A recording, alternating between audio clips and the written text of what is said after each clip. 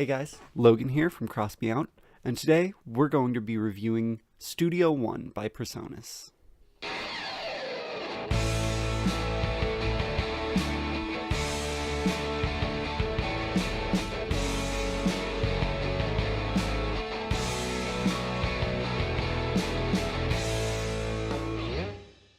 So, towards the beginning of this year, I bought the artist version of Presonus' Studio One DAW, Digital Audio Workstation. I liked it, and I thought I would do a review for you guys, so any of you who are out there looking for something will know if it's right for you. Now, I'm sure there are a lot of other tutorials and reviews out there and stuff, so I'm going to focus this specifically on me and how I use the program and what specific drawbacks and advantages it has for me, so keep that in mind. So I'll start this off with sort of a general overview, and I'll just start out by saying that I actually really liked it.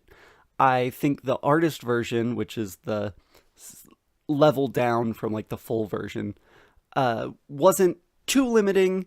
There were one or two ways in which I felt like it wasn't quite what I needed, and I'll get to those later, but overall it gets the job done. I think that if you were an electronic artist and kind of knew your way around synthesizers and stuff like that, you'd actually probably get a lot more out of it than I did, but like I said, we'll be getting into that in just a little bit. Now, if you're just a singer-songwriter or just looking to record some stuff for like a demo or whatever, you'll probably find that the artist version is more than enough. It's got plenty of variety of plugins and virtual instruments and stuff like that. However, if you're like me and are using a lot of virtual instruments, especially ones that are trying to sound as realistic as possible, you'll actually probably find that you'll have a little trouble. So let's jump into the actual program and see what's going on. Alright guys, so here we are in Studio One. This is my acoustic cover of Rain Song. So I'll put a link up here to one of those acoustic covers. I did just a short EP of acoustic songs just to try and get a feel for Studio One and try and get a handle on what was going on. So this song is pretty basic, but it goes over a lot of what I wanted to talk about. So we'll start by going over just some general things, and one is the layout of the window. I really love the layout of this, probably more so than several other DAWs that I've used. So as you can see, this is the track view, where you can see all the different tracks with all the audio information or all the MIDI information. And it's got the few things that you really need the most. You can do mute and solo and record and monitor, as well as you can mess with the inputs and stuff like that and change the color and some of the basic functions that you're going to be using a lot. So you can stay in this window for a lot of the time. This is also where you'll have the automation and all of that. But the nicest thing about the layout here is its compactness. So I'm working on a laptop, and so my screen doesn't have the largest amount of room. So it's nice to be able to open and close things like, here's the edit window where you can work on all of your MIDI, and here is the mix window. So this brings up the console view with all of your plugins and all of that. It also feels pretty easy to use, but that's coming from several other DAWs, so I might have a bit more of a handle on this than most people. But I like the browse window to get started. You can actually see all of the effects right here with small little pictures, so you know which ones you're picking, and you can just drag them right over onto a track if you want to, and it pops up right there. Alright, let's get on to some specifics. So, there's a pretty good set of plugins that come default with it. In the artist version, you'll get most of what I'm scrolling through right here, and you don't have the ability in the artist version to add in your own plugins.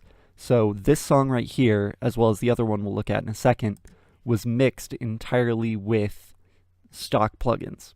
So for some of the more common plugins, there is two of each kind. So like there's two channel strips, there's the beat delay and the analog delay, and that gives it a little bit more options of different characters so that you don't feel so constricted and you can help set up some differences between different channels and different effects. So one of the things I wanted to talk about was the virtual instruments. Now, like I said, with the artist version, you can't upload your own virtual instruments. You're limited to the ones that come default, one of which is this Presence, which has, as you can see, several different options. Now, these options are fine if you're going to be using them to support a real instrument, like I did in the next song that we'll take a look at. But on their own, they're actually not too great. So here we'll listen to the violins really quickly, just from my keyboard into this MIDI.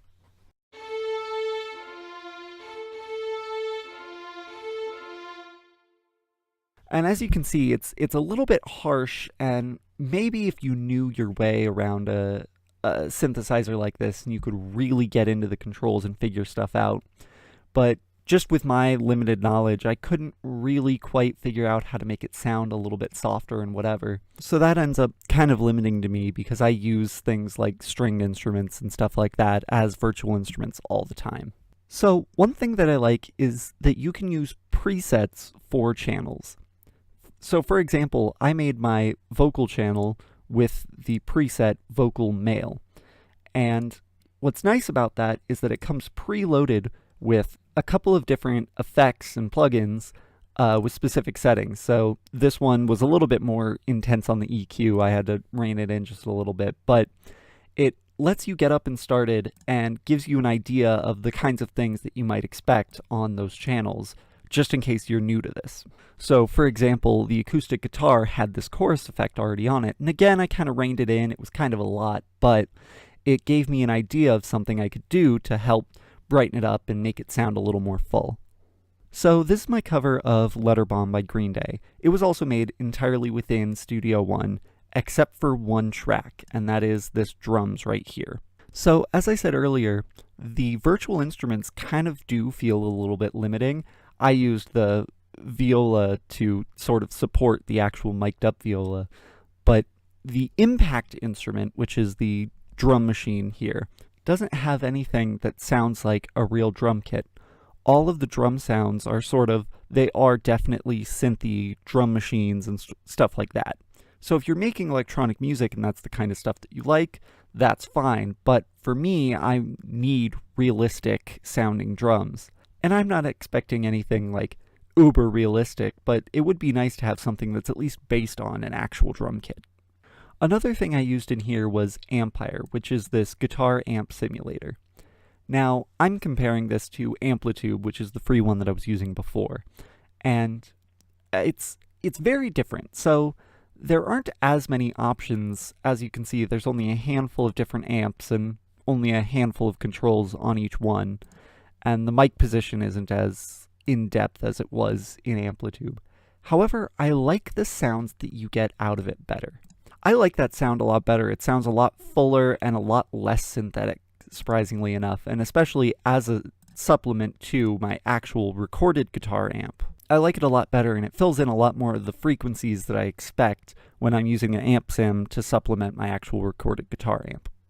So when I was mixing, there were only two plugins that I really wish I could reach for and add to this list of plugins that I have right here.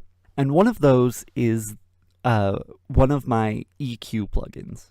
Now, this is the only EQ plugin that comes in the artist version. And it's nice, it's a very precise parametric EQ, but I have several plugins that I like that are very character-filled, very rich sounding EQs that are less parametric than this. And I kind of wish that they had something that gave you a little bit more of that character and just another type of voicing for an EQ, because there are probably people out there who want to reach for something else. The other one I really wished I could reach for was the saturation knob. Now, this red light distortion is a distortion plugin that comes in the artist version, and I did in fact use it here on the intro vocal.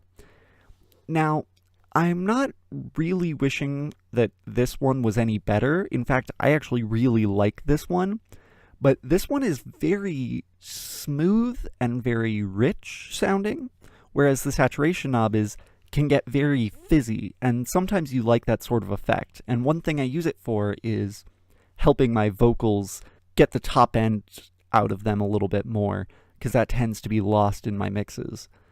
And this red light distortion isn't really going to help you out with that.